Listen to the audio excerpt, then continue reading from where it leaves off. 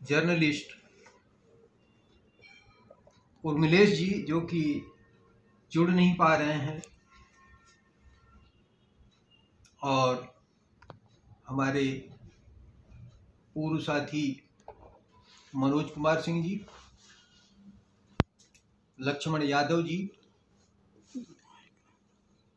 आप सब लोगों के साथ इस महत्वपूर्ण चर्चा में भाग लेते हुए मुझे बहुत खुशी और जिम्मेदारी का भी एहसास हो रहा है। भाई डॉक्टर विपिन ने जो कॉन्स्टिट्यूशन ऑफ इंडिया का प्रीएम्बुल पढ़ा और जो विषय दिया गया है, विषय में एक चीज है कि संविधान की प्रस्तावना भारतीय राजनीति, आज की भारतीय राजनीति नहीं है, वो भारतीय राजनीति है। लेकिन और हम जब जुड़ जाता है तो वो मुकम्मल बात हो जाती है और उससे पूरा यही रिप्रेजेंटेशन मिलता है कि आज की राजनीति के ही परिप्रेक्ष्य में हम बात करते हैं। तो इसलिए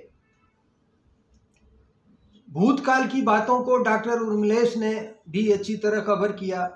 आज़ादी की लड़ाई से लेकर के संविधान बनाने को लेकर के, अंग्रेजों के साथ जो देसी रियासतों ने या देसी लोगों ने या डॉक्टर अंबेडकर जैसे लोगों ने जो सत्ता में शिरकत की, उसको लेकर के भी जो है उन्होंने एक जो है विहंगम दृष्टि डाली। डिटेल नहीं कहेंगे, विहंगम दृष्टि डाली। इसमें महत्वपूर्ण बात यह है कि भारतीय राजनीति चाहे आज की हो चाहे कल रही हो, सत्ता का चरित्र लगभग एक ही जैसा होता है। उसमें समय, काल और परिस्थितियों के अनुसार परिवर्तन जरूर होता है, और इस कारण भी परिवर्तन होता है कि उसकी जो सेंट्रल आइडियोलॉजी है, जो कोर आइडियोलॉजी है, वो कहाँ से संचालित हो रही है। चूंकि नेहरू जी जो है वो एक प्रोग्रेसिव सोच के थे, इसलिए वो धर्मनिरपेक्षता की जगह धर्मनिरपेक्षता को ज्यादा तरजीह देते थे। और डॉक्टर अंबेडकर ने तो धर्मनिरपेक्षता के बारे में जो बातें कही हैं, नेहरू जी भी इस बात के सख्त खिलाफ थे कि भारत में कोई हिंदू राज जैसी चीज स्थापना का कोई सपना देख रहा है।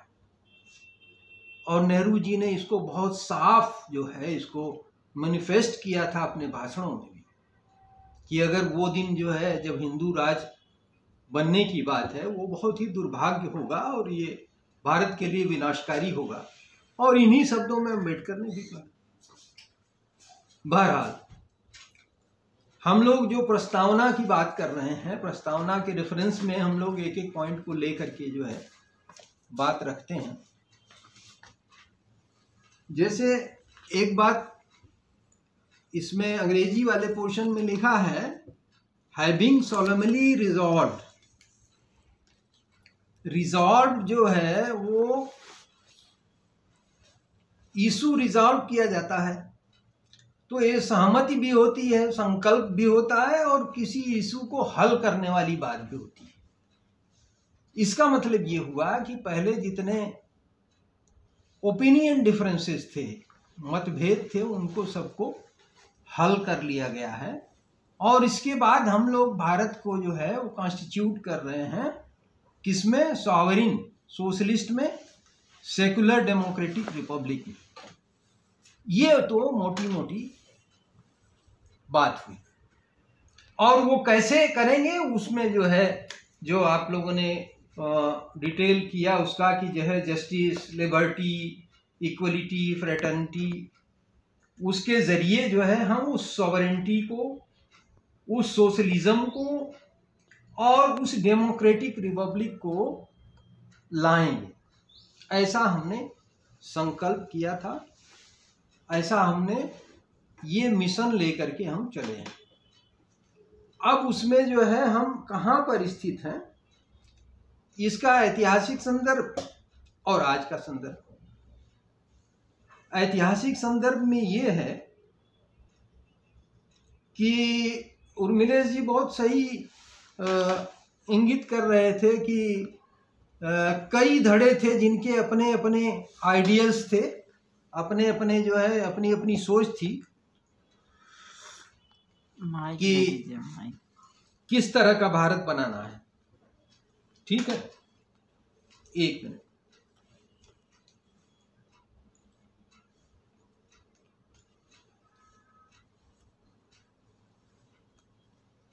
जेब में है, जेब में।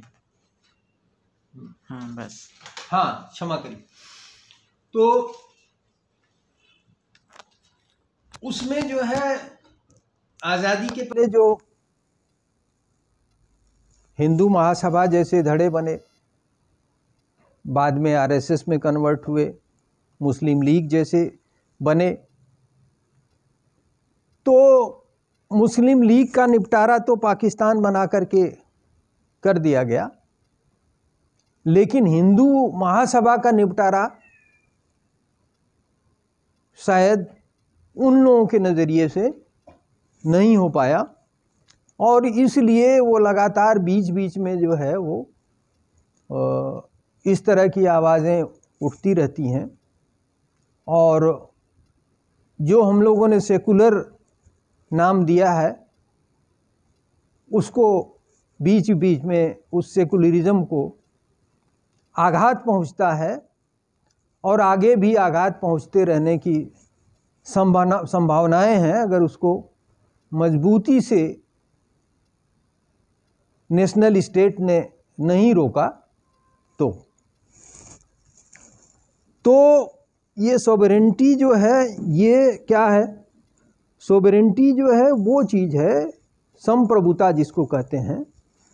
संप्रभुता केवल यही नहीं है कि हम जो है बिल्कुल अपने आप में परिपूर्ण हैं, बल्कि वो ये भी है कि हम यहाँ का शासन चलाने के लिए किसी और के सहारे नहीं है, किसी और के एडवाइस में नहीं है, कोई और से हम सलाह नहीं ले रहे, किसी और का हस्तक्षेप नहीं है। इसका मतलब ये हुआ कि कोई और हस्तक्षेप करता है तो फिर हम सोवरिन नहीं रह जाएंगे।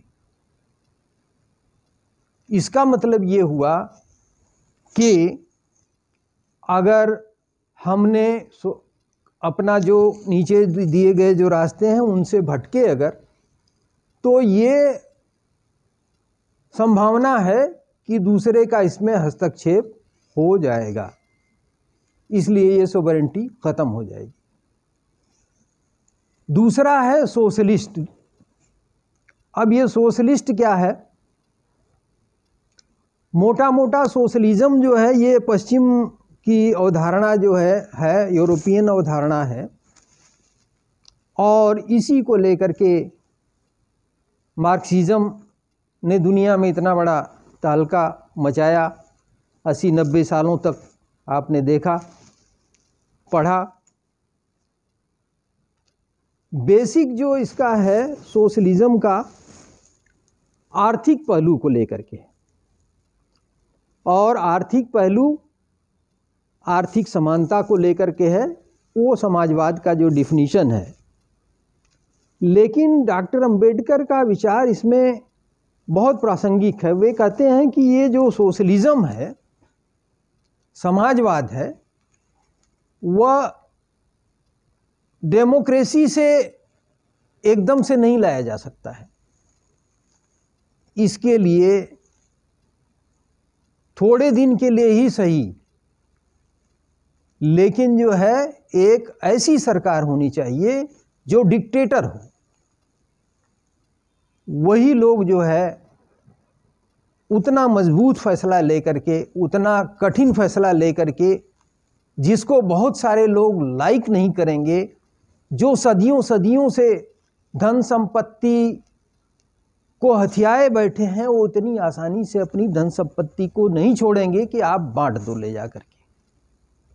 लेकिन डॉक्टर अंबेडकर कहते हैं कि वो रास्ता चूंकि ठीक नहीं है और वो रास्ता अख्तियार करेंगे तो फिर डेमोक्रेसी लौटेगी कि नहीं लौटेगी ये भी जो है कोई संभावित नहीं है। इसलिए हम इसको डेमोक्रेसी के ज़रिए ही हल करें तो ज़्यादा अच्छा है।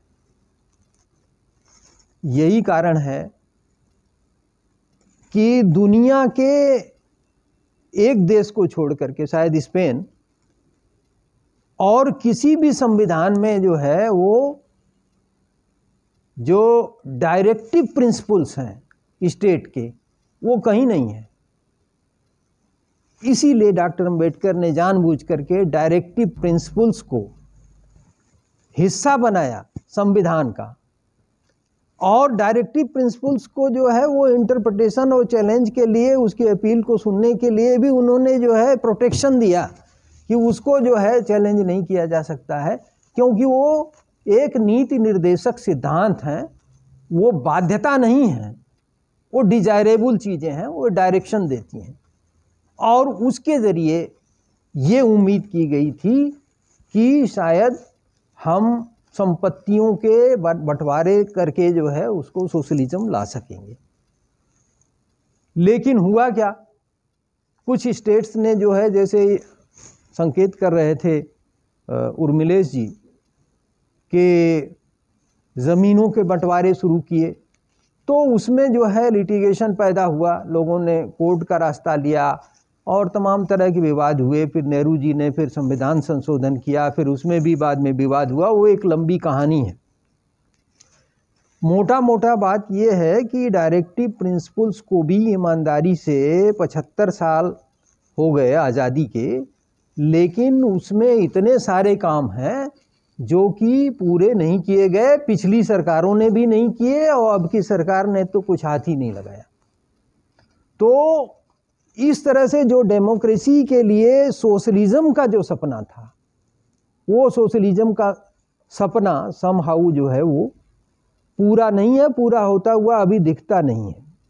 और जिस स्लो प्रोसेस से भी उसको पूरा करना था, वो स्लो प्रोसेस के जो डायरेक्टिव प्रिंसिपल्स के चीज़ें हैं वो भी इफेक्टिव नहीं हो रही। एक बात ये सोशलिज्म के बारे में जो मैं कहना चाह रहा था, सेकुलर डेमोक्रेटिक रिपब्लिक की बात कर रहे हैं हम। सेकुलर डेमोक्रेटिक रिपब्लिक, सेकुलरिज्म के बारे में लोगों के तरह तरह के विचार हैं, लेकिन सेकुलरिज्म का मतलब ये नहीं है कि धर्म को छोड़ दिया जाए, त्याग दिया जाए। सेकुलरिज्म का मतलब डॉक्टर अंबेडकर के शब्दों में अगर हम कहें तो बहुत अच्छी तरह से उन्होंने डिफाइन किया है। डॉक्टर अंबेडकर का कोट मैं पढ़ दे रहा हूँ। डॉक्टर अंबेडकर कहते हैं कि secular does not mean that we can abolish religion. Secularism does not mean that we can abolish religion. इसका मतलब नहीं कि हम रिलीजन को एबॉलिश कर दें, ख़त्म कर दें। It does not mean that we shall not take into consideration the religious sentiments of people. लोगों के रिलीजियस सेंटिमेंट्स हैं, उनको हम कंसिडरेशन में न लें, उनका नोटिस न लें, उसको विचार में न लें, उसको रिकॉग्नाइज न करें, ऐसा नहीं है। All that a secular state means. अब ये महत्वपूर्ण बात कर रहे हैं डॉक्टर अंबेडकर कि जो सेकुलर स्टेट का माने है वो ये है कि the parliament shall not be competent to impose any particular religion upon the rest of the people. Secularism का स्टेट के ये मतलब है कि पार्लियामेंट को वो शक्ति नहीं प्राप्त हो जिससे वो कोई ख़ास रिलीजन को, धर्म को दूसरे लोगों पर थोप दे। सेकुलरिज्म का सही मायने में जो है स्टेट के लिए ये अर्थ है। और that is the only limitation that the constitution recognises. कहते हैं कि यही एक लिमिटेशन है जिसको कॉन्स्टिट्यूशन रिकॉग्नाइज करता है सेकुलरिज्म के मुतालिक, कि पार्लियामेंट को भी वह शक्ति नहीं होनी चाहिए कि वह एक धर्म को जो है सारे दूसरे लोगों पर, जो बचे हुए लोग हैं उन पर भी थोप सके, ऐसा नहीं होना चाहिए। ये सेकुलरिज्म का तो कॉन्स्टिट्यूशनल जो है उसका इंटरप्रिटेशन और कॉन्स्टिट्यूशनल जो है उसका मीनिंग है और रिकॉग्निशन है उसका, कॉन्स्टिट्यूशन जो रिकॉग्नाइज करता है। अब आम जीवन में जो है क्या है सेकुलरिज्म का मतलब, सेकुलर होने का क्या मतलब है, और बाद में सेकुलर जो जोड़ा गया है वो क्यों जोड़ा गया है कॉन्स्टिट्यूशन के प्रीएम्बुल में, वो भी बाद में जोड़ा गया है। अंबेडकर ने तो बहुत पहले डिफिनीशन दे दिया था इसका, लेकिन इस चीज़ों को उन्होंने कॉन्स्टिट्यूशन में सेफगार्ड करने के लिए दे दिया है चीज़ें, भले वो प्रीएम्बुल में नहीं था। प्रीएम्बुल में सेकुलर शब्द जो है वो बाद में जोड़ा गया, ठीक है। तो सेकुलर होने का क्या मतलब है, सेकुलर होने का शायद ये मतलब है कि आप जो है दूसरे धर्मों को या अपने धर्म को, किसी भी धर्म को एडमिनिस्ट्रेशन में, शासन में, न्याय में न आने दें। मीनिंग देयर भाई, मतलब उसका ये कि जो जिम्मेदार लोग हैं, जो शासन प्रशासन चला रहे हैं, उनके व्यवहार से, आचार से कहीं मैनिफेस्ट नहीं होना चाहिए कि वो किसी पार्टिकुलर रिलीजन को प्रचार कर रहे हैं, प्रसार कर रहे हैं, फेवर कर रहे हैं। इसका ये मतलब नहीं हुआ कि वो शासक प्रशासक लोग किसी धर्म को माने न या उसमें विश्वास न रखें, बट वो सार्वजनिक जीवन में रिफ्लेक्ट नहीं होना चाहिए। बहुत से लोग सवाल उठाते हैं, अभी बात भी हुई थी, सत्ता के प्रमुख लोग किस तरह से जो है, नेहरू जी ने मना किया राष्ट्रपति जी को कि भाई आप सोमनाथ मंदिर का उद्घाटन करने ना जाएं, फिर भी गए वो। तो इस बात को लेकर के डिफरेंसेस थे नेहरू जी के और राजेंद्र प्रसाद जी के, ये मतलब जग जाहिर बात है। लेकिन आज क्या हो रहा है, आज जो हो रहा है वो भी बहुत दुर्भाग्यपूर्ण है। सार्वजनिक पदों पर बैठे हुए लोग, जिनको की पूरी जनता देखती है, जिनके आचार विचार व्यवहार को लोग फॉलो करते हैं, देखते हैं, उसको अपना आइडियल मानते हैं बहुत से लोग, ऐसे लोग अगर किसी धार्मिक चीज़ को, किसी पर्टिकुलर धर्म को प्रमोट करने के लिए करते हैं तो ये ठीक नहीं है। वो पूजा करें, वो विश्वास रखें, ये तो उनका एज ए नागरिक जो है, एज ए सिटीजन उनका ये मौलिक अधिकार है, ठीक है, वो करें, लेकिन इसका प्रोपेगेंडा नहीं होना चाहिए और सरकारी तौर पर जो है ये मशीनरी उसमें नहीं लगनी चाहिए जिससे ये प्रोपेगेंडा हो। हमारे देश के जो सर्वोच्च नागरिक हैं वो भी विदेशों में जाकर के मंदिरों का उद्घाटन, ये सब चीज़ें कहीं से भी ये नहीं रिफ्लेक्ट करती हैं कि मौजूदा शासन प्रशासन में, मौजूदा समय में, मौजूदा जो राजनीति है जिसने कि शासन सत्ता संभाल रखी है, वो कहीं से भी अपने को सेकुलर चरित्र दिखाने के फिराक में है या दिखाना चाहती है या दिखा रही है। ये बहुत ही दुर्भाग्य की बात है। इसलिए डॉक्टर अंबेडकर जो है हमेशा ये बात कहते हैं कि हम डिफरेंट कल्चर के हो। हेलो हेलो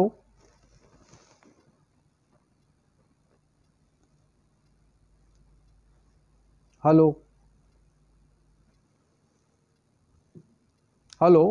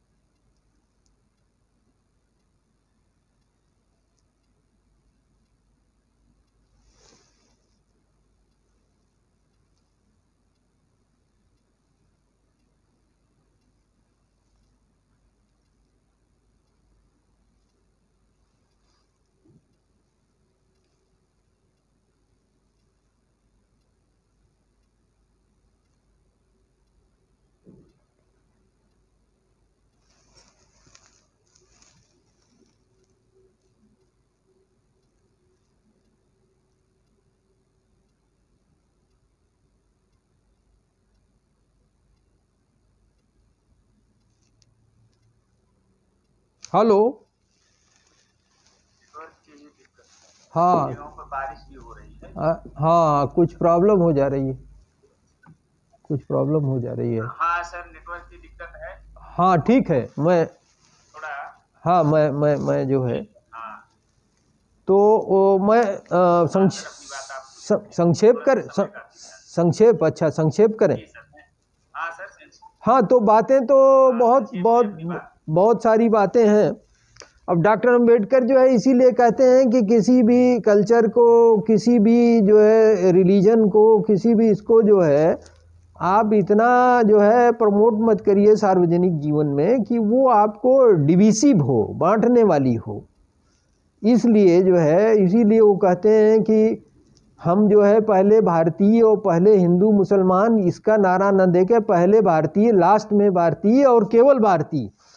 तो इस तरह का कॉन्सेप्ट जो है उन्होंने दिया सेकुलरिज्म के बारे में।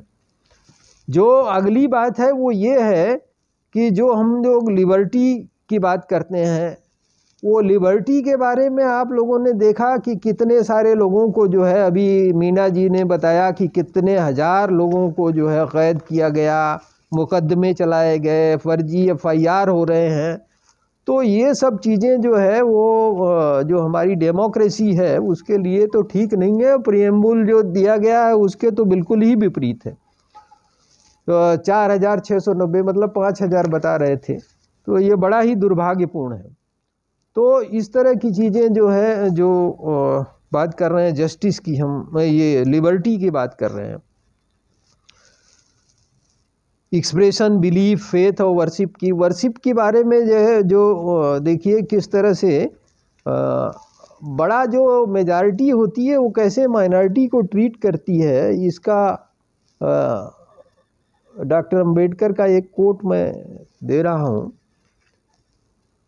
कहते हैं कि unfortunately for minorities in India, बहुत इम्पॉर्टेंट चीज़ कह रहे हैं वो कि किस तरह से जो सारे नियम कानून होने के बावजूद भी, सब कुछ होने के बावजूद भी हमारा जो माइंड सेट है वो कैसे काम करता है, उसको कह रहे हैं unfortunately for the minorities in India nationalism has developed a new doctrine. एक नया नियम जो है बना लिया है नेशनलिज्म ने, राष्ट्रवाद ने क्या बनाया है, विच may be called the different right of majority, जो कि जिसको हम इस रूप में ले सकते हैं कि ये मेजॉरिटी जो लोग हैं, जो बहुसंख्यक लोग हैं, उनका ये राइट है। इस रूप में नेशनलिज्म ने जो है माइनॉरिटीज़ के अगेंस्ट में जो है एक तरह का डॉक्ट्रिन बना लिया है, एक नियम बना लिया है, एक कानून बना लिया है। क्या कहते हैं कि doctrine which may be called the different right of the majority to rule the minorities according to the basis of majority and claim for the sharing of power by the minority is called communalism.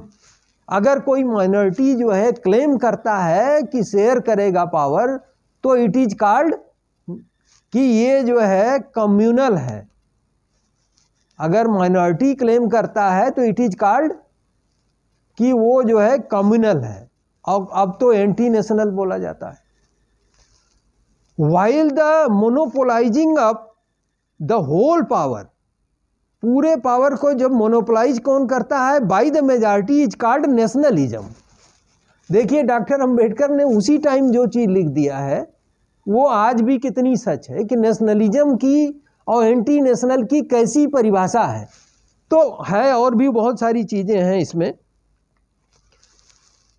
अब majority कैसे काम करती है इसको जो है आप देखें, जब हाई कोर्ट, सुप्रीम कोर्ट जब सुनवाई कर रहा था अयोध्या मामले का, तो उसमें भी जो है उन लोगों ने कहा, सेक्शन 4(1) दे करके कहा, उसमें जो मेन चीज़ उसमें ये है कि कहते हैं वो एक 1994 में जो है एक पास किया उन्होंने, उसमें कहते हैं कि मस्जिद कोई इस्लाम धर्म पालन करने की अनिवार्य जगह नहीं होती है, क्योंकि नमाज मुस्लिमों द्वारा कहीं भी अदा की जा सकती है, या खुले मैदान में, रोड पर, रेलवे प्लेटफॉर्म पर या एयरपोर्ट पर।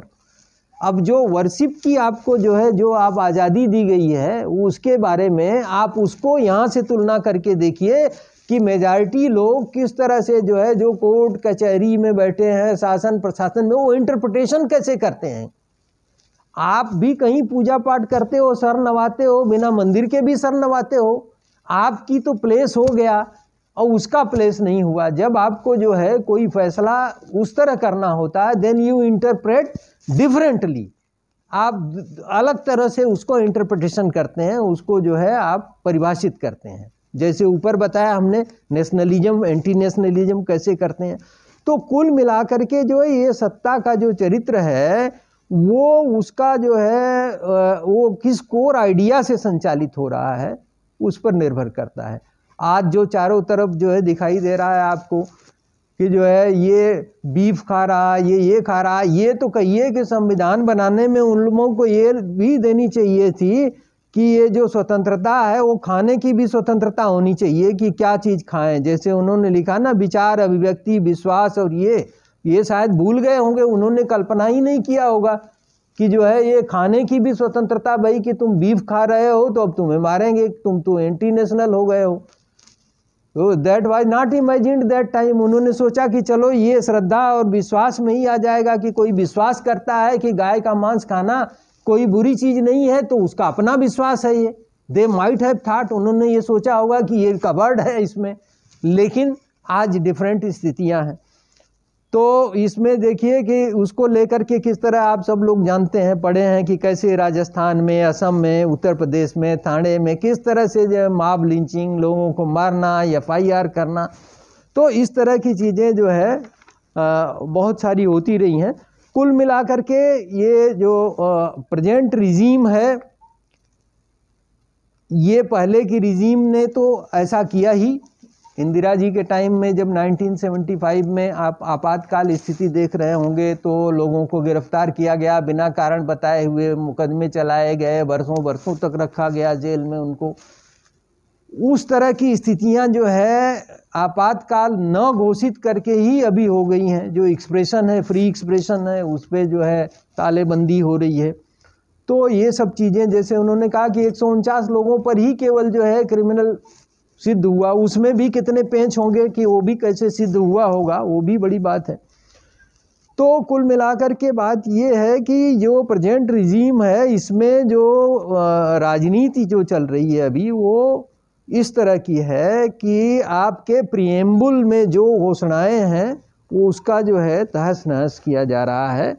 और अगर ऐसा हालत रहा तो हमारे जो संवैधानिक करेक्ट जो हमारा सपना है, जो मिशन है, उसको बड़ा धक्का लग सकता है। अब मैं समझता हूँ कि काफ़ी हम लोग देर से स्टार्ट किए थे और समय भी जो है काफ़ी हो गया है और बीच में कनेक्शन भी कट रहा है। बहुत सारी बातें करनी थी, लेकिन आज मैं समझता हूँ यहीं ख़त्म किया जाए। मनोज जी को भी सुनना है, अभी लक्ष्मण जी को भी सुनना है। तो कम्युनलिज्म के बारे में बहुत सारी डॉक्टर अम्बेडकर ने जो है तो अपनी किताब जो एनिलेशन ऑफ कास्ट है, उसमें तरह तरह से जो है चीज़ों को डिफाइन किया है। उसमें जाने कितनी तरह से दिया है कि आपको अधिकार भी दे दिया जाएगा जब, और अधिकार ऐसे दे दिया जाएगा कि जैसे वो उदाहरण दिया उन्होंने डेल्फी की देवी का, डेल्फी देवी नहीं मानेगी अगर आपको, तो आप जो है बन ही नहीं सकते हैं जो है कंस्यूल, है ना। रोम का उदाहरण इतना अच्छा दिया है उन्होंने कि आप कंस्यूल बनते हुए भी नहीं बन पाएंगे, आप MP बनते हुए भी MP का जो है पावर इस्तेमाल नहीं कर पाएंगे।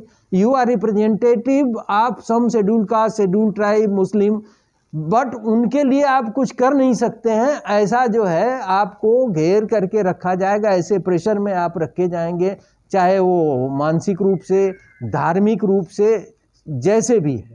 तो वो जो है डॉक्टर अम्बेडकर की जो वो किताब है, उसमें से तो इतने प्लेंटी ऑफ एग्जाम्पल्स हैं जो ये सेकुलरिज्म को और इस जो है जो राष्ट्रवाद है, इसको जो है ओपन करने के लिए काफ़ी हैं। मैं समझता हूँ कि मैं अपनी बात यहीं ख़त्म करता हूँ और लोगों को सुना जाए। Thank you very much.